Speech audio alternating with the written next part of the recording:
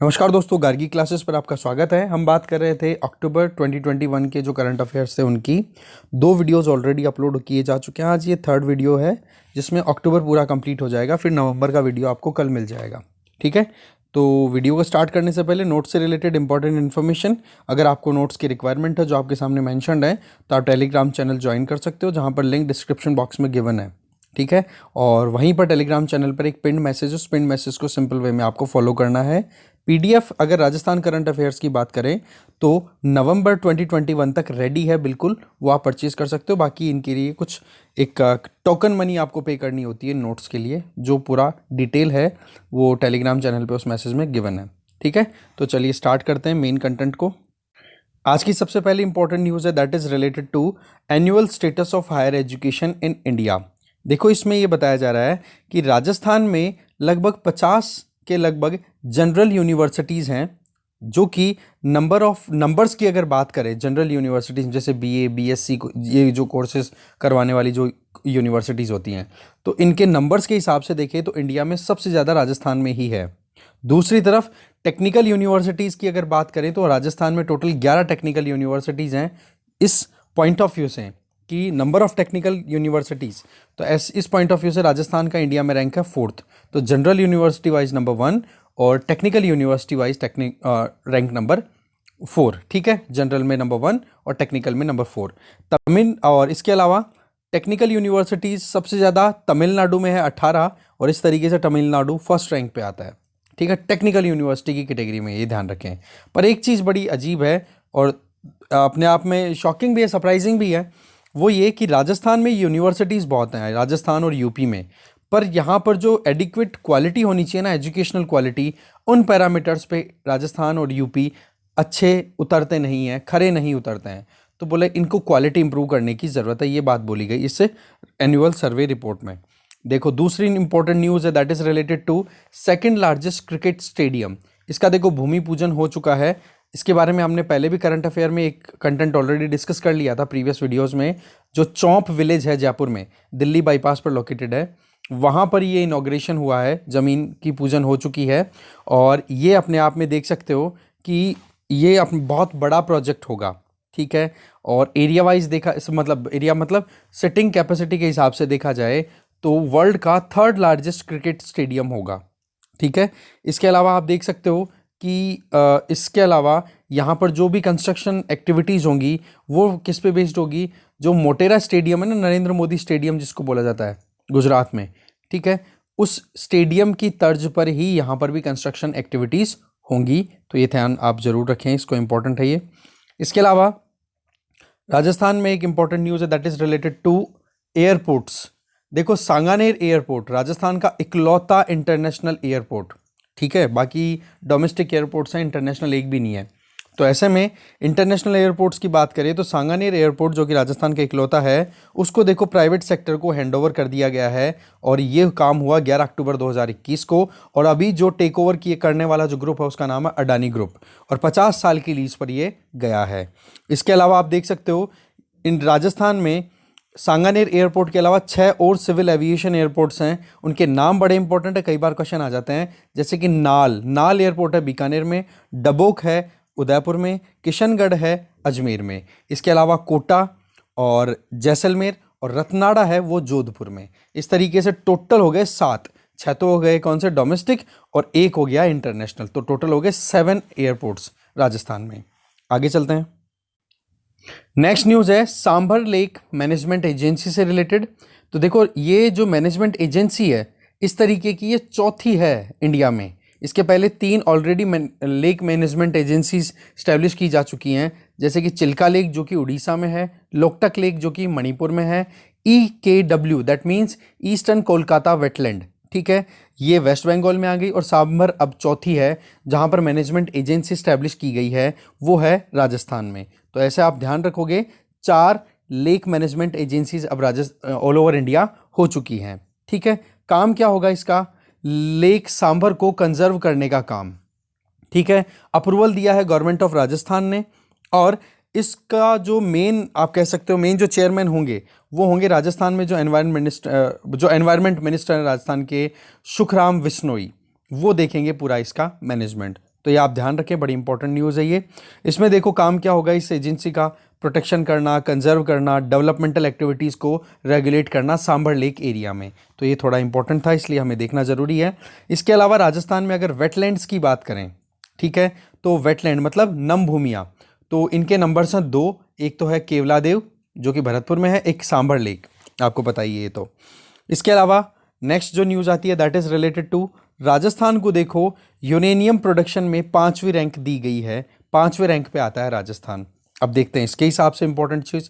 देखो बात ऐसी है कि अभी रिसेंट आपको पता होगा, अगर आप इंडियन एक्सप्रेस का जो करंट अफेयर में डिस्कस करता हूँ वो आप अगर फॉलो कर रहे हो, तो वहाँ पर हमने बात की थी कि कोल शॉर्टेज चल रही थी, कोयले की बहुत ज़्यादा शॉर्टेज थी।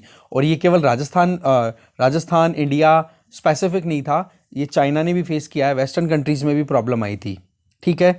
तब देखो यूरेनियम पर बहुत ज़्यादा एक तरीके से फोकस आना शुरू हो गया था। तो ऐसे में uranium corporation of India limited, इसके हिसाब से अपनी एक मेजर प्लानिंग की गई थी कि राजस्थान में भी बड़े स्टेशन जो ऑलरेडी हैं, जैसे कि रावत भाटा जो न्यूक्लियर पावर स्टेशन है, बोलो उस पर इलेक्ट्रिसिटी ज़्यादा से ज़्यादा प्रोड्यूस की जाए। तो ऐसे में न्यूक्लियर प्रोडक्शन की अगर बात करें तो सबसे ज़्यादा आंध्र प्रदेश में होता है, दूसरा तेलंगाना में होता है, तीसरा झारखंड और चौथा मेघालय, ठीक है। और 5वें नंबर पे आ जाता है फिर नंबर राजस्थान का। तो ये अपने आप में इंपॉर्टेंट फैक्ट है, ये ध्यान रखें। राजस्थान में जो इंपॉर्टेंट प्लेसेस हैं या इंपॉर्टेंट डिस्ट्रिक्ट्स हैं जहाँ पर यूरेनियम के स्टोरेज या रिजर्व्स हैं, वो है सीकर और उदयपुर, जहाँ पर लगभग 14,295 टन्स यूरेनियम के अवेलेबल हैं।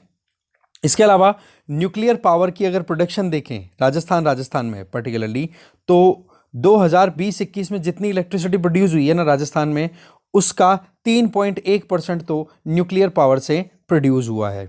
इसके आगे 2031 का टारगेट रखा हुआ है राजस्थान में कि 2031 आते आते टोटल इलेक्ट्रिसिटी प्रोडक्शन जो भी होगा उसका कितना हिस्सा या कितनी इलेक्ट्रिसिटी जो है वो न्यूक्लियर एनर्जी होगी, वो होगी 5,280 मेगावाट। ये टारगेटेड है, तो ये अपने आप में बहुत इंपॉर्टेंट है, ध्यान रखें इसके बारे में। आगे चलते हैं अभी। फिर इसी न्यूज़ को कंटिन्यू करें तो रावत भाटा में देखो 2 यूनिट्स और अभी अंडर कंस्ट्रक्शन है, जिनका दोनों का कितना कैपेसिटी है, 700 मेगावाट, ठीक है। इसके आगे फ्यूल कंस्ट्रक्शन की अगर बात करें, न्यूक्लियर फ्यूल कंस्ट्रक्शन की फैसिलिटी की बात करें, तो वो भी देखो रावत भाटा वाले न्यूक्लियर पावर प्लांट में फाइनल स्टेज पे चल रही है। जैसे ही ये कंस्ट्रक्शन कंप्लीट हो जाएगा न्यूक्लियर फ्यूल बनाने का, तो उससे क्या होगा, अब फिर हम बाद में हैदराबाद से आने वाला जो न्यूक्लियर फ्यूल है उस पर डिपेंडेंट नहीं होंगे, हम खुद से खुद हमारा खुद का न्यूक्लियर फ्यूल डेवलप कर पाएंगे, ठीक है।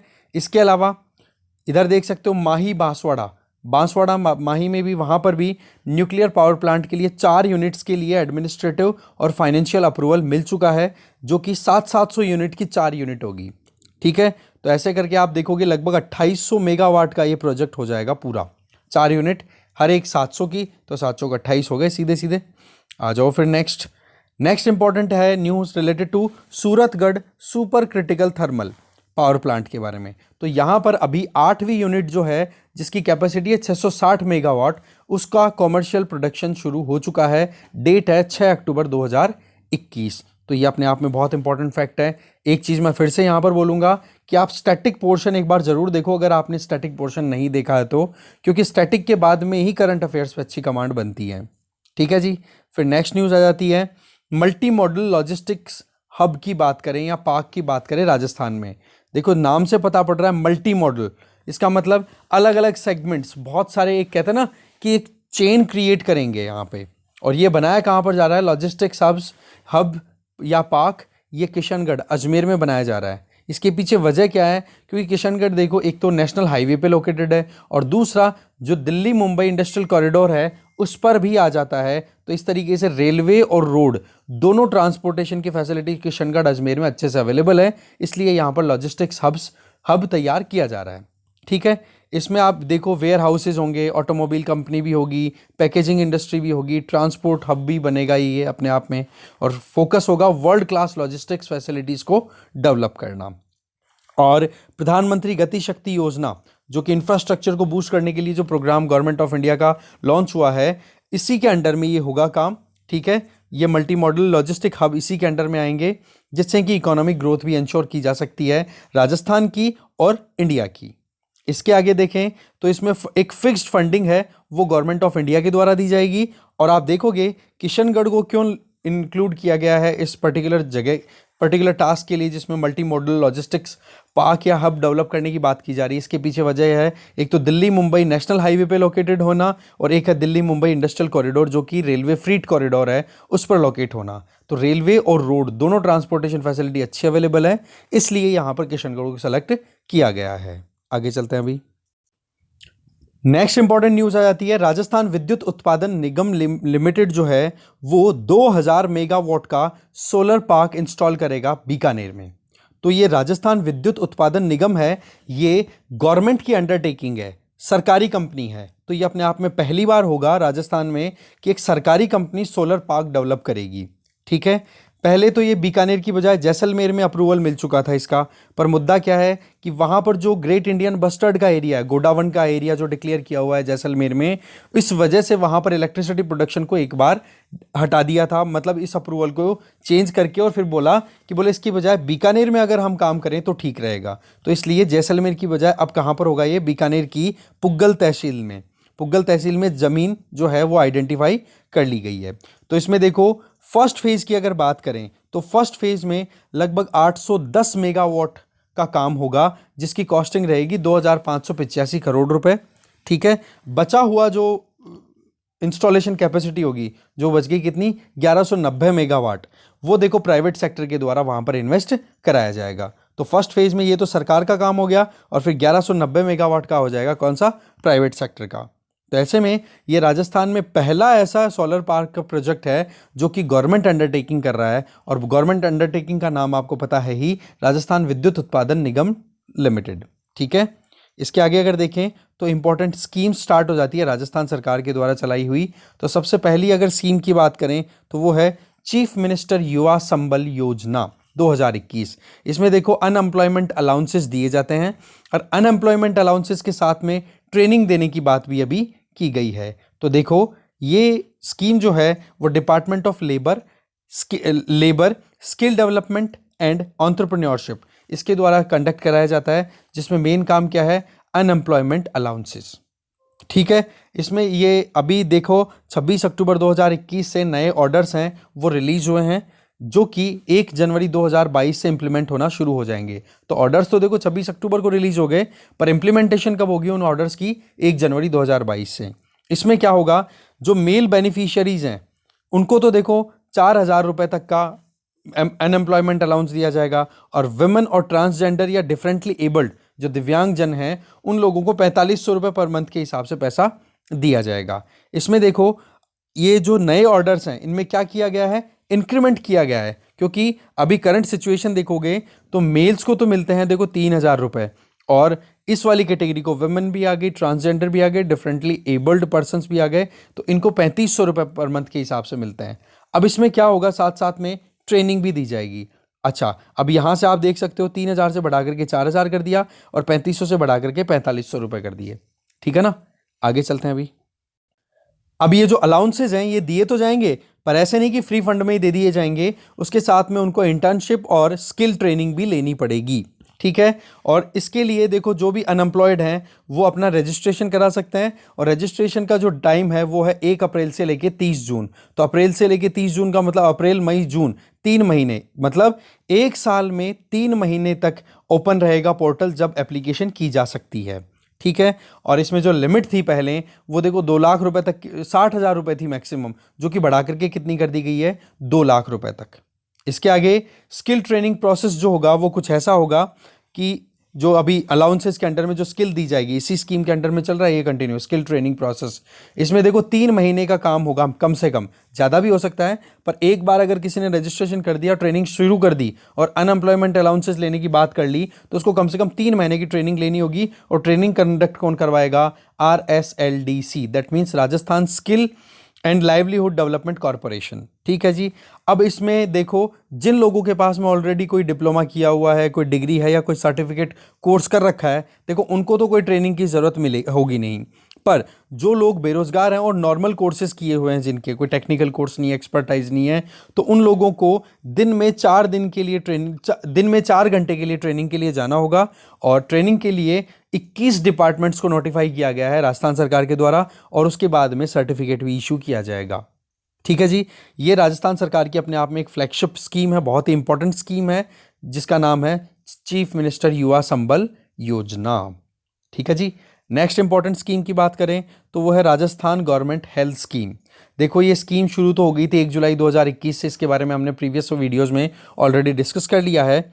इसमें देखो बात ऐसी है कि राजस्थान सरकार के जो एम्प्लॉयज़ हैं या ऑफिसर्स हैं या जो रिटायर्ड पेंशनर्स हैं, उन लोगों को एक तरीके की हेल्थ स्कीम या फिर हेल्थ इंश्योरेंस फैसिलिटी प्रोवाइड करने की ये स्कीम है, जिसमें जितने भी राजस्थान में हॉस्पिटल्स हैं, सारे गवर्नमेंट हॉस्पिटल्स और बाकी नोटिफाइड जो प्राइवेट हॉस्पिटल्स हैं, वो इन सभी हॉस्पिटल्स में उनको फ्री ट्रीटमेंट, फ्री तो क्या होगा मतलब कैशलेस ट्रीटमेंट होगा, और वो भी कितना, एक रेंज तक। अब वो रेंज क्या है वो देखो डिपेंड करेगी कि आप एक एम्प्लॉय के तौर पे क्या प्लान अडॉप्ट करते हो। तो ये देखो 1 नवंबर 2021 से शुरू हो गया, ठीक है, और जितने भी राजस्थान सरकार के एम्प्लॉयज़ हैं उन सब के लिए मैंडेटरी है इस स्कीम के अंडर में एनरोल करना, और इस स्कीम के अंडर में जो भी कंट्रीब्यूशन होगा एम्प्लॉयज़ की तरफ से वो उनको अलग से नहीं देना पड़ेगा, वो उनकी सैलरी से डिडक्ट कर लिया जाएगा।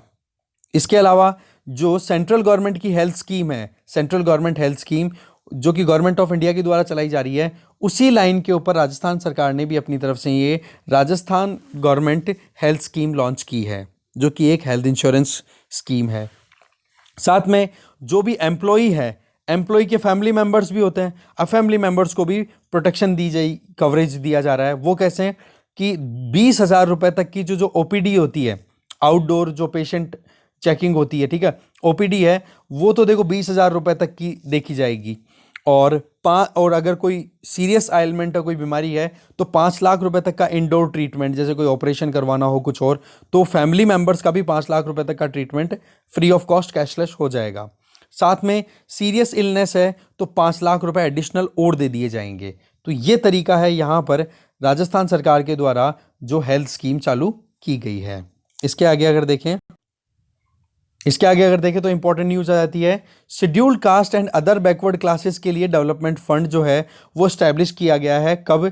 4 अक्टूबर 2021 को किया किसने है? राजस्थान सरकार ने।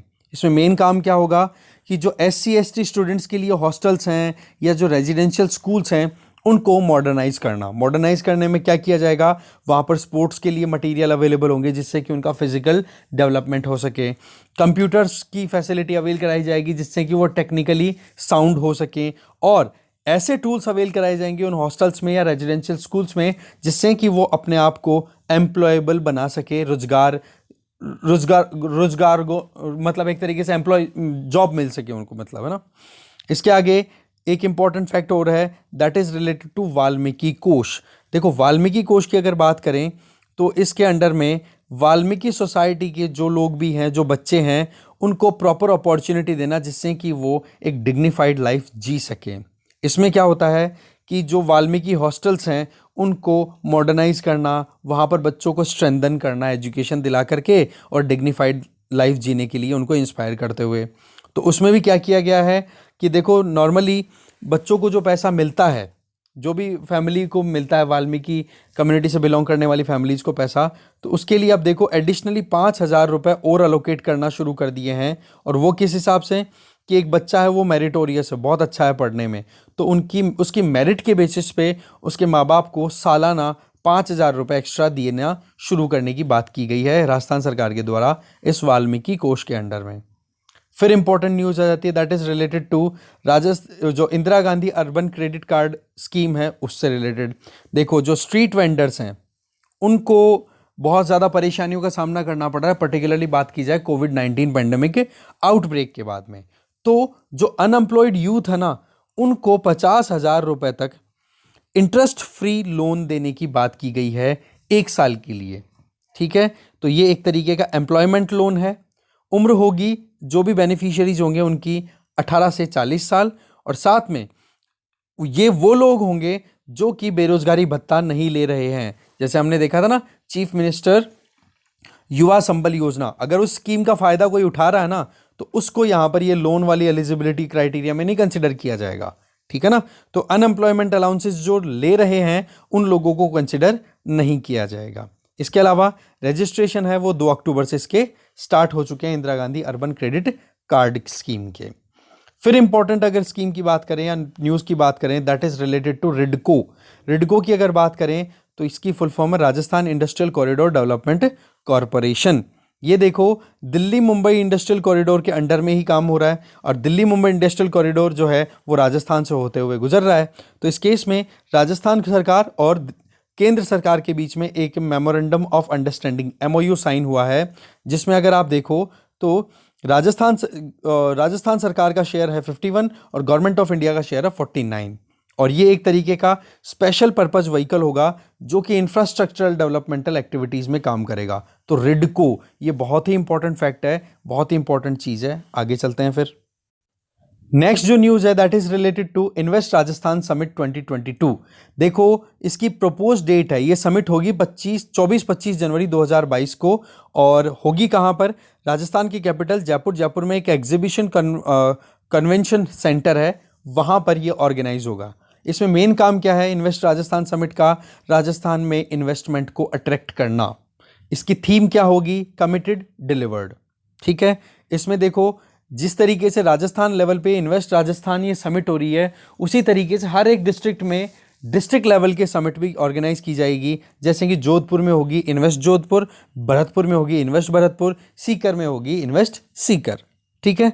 और इसके अलावा ये पहली बार नहीं है कि इस तरीके से इन्वेस्टमेंट को अट्रैक्ट करने के लिए राजस्थान सरकार के द्वारा कोई समिट ऑर्गेनाइज किया जा रहा हो। इसके पहले भी हो चुकी है, जैसे कि रीसर्जेंट राजस्थान, ये पहले हो चुका है ये समिट जो कि 2015 में हुआ था। इसका भी मेन काम क्या था? इन्वेस्टमेंट को अट्रैक्ट करना राजस्थान में। इसके अलावा दुबई में एक एक्सपो भी हुआ था, वहाँ पर भी इसका प्रमोशन राजस्थान सरकार के द्वारा किया गया था। इन्वेस्ट राजस्थान का जो हम अब समिट की बात कर रहे हैं कि जहाँ पर इंटरनेशनल जो भी इन्वेस्टर्स हैं वो अट्रैक्ट हो राजस्थान की तरफ और राजस्थान में आकर के पैसा इन्वेस्ट करें, ठीक है।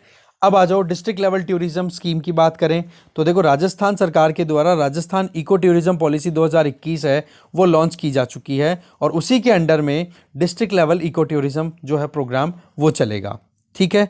इसको चेयर कौन करे? इसके अंडर में एक कमेटी कॉन्स्टिट्यूट की जाएगी और उस कमेटी को चेयर करेंगे उस पर्टिकुलर डिस्ट्रिक्ट के डिस्ट्रिक्ट कलेक्टर और ये काम शुरू हो चुका है अक्टूबर 2021 से। इसमें देखो ये जो कमेटी कॉन्स्टिट्यूट हो रही है इसमें डिस्ट्रिक्ट कलेक्टर तो हैं ही, इसके अलावा tourism department, tribal area department, education department, agriculture department और आर्कियोलॉजिकल डिपार्टमेंट के अलावा बहुत सारे डिपार्टमेंट्स के इंडिविजुअल्स यहाँ पे कंट्रीब्यूट करेंगे, पार्टिसिपेट करेंगे, जिससे कि टूरिज्म को प्रमोट किया जा सके, ठीक है जी। तो देखो इस डिस्कशन में अक्टूबर मंथ का हमारा पूरा वीडियो कंप्लीट हो गया है। नेक्स्ट वीडियो में आपको नवंबर का भी मिल जाएगा, ओके। और बाकी सारी डिटेल शुरुआत में जो दी थी आप उनको ध्यान में रखें और ज़रूरत हो तो ले सकते हैं। और बाकी गार्गी क्लासेस को कंट्रीब्यूट भी अगर आप करना चाहें, है ना, डोनेशन टाइप, तो उसके लिए भी वहाँ पर वो कॉन्टैक्ट नंबर, फ़ोनपे नंबर, वो सारी डिटेल वहाँ पे गिवन है, तो आप दे सकते हो, ठीक है जी। Thank you very much for watching this video.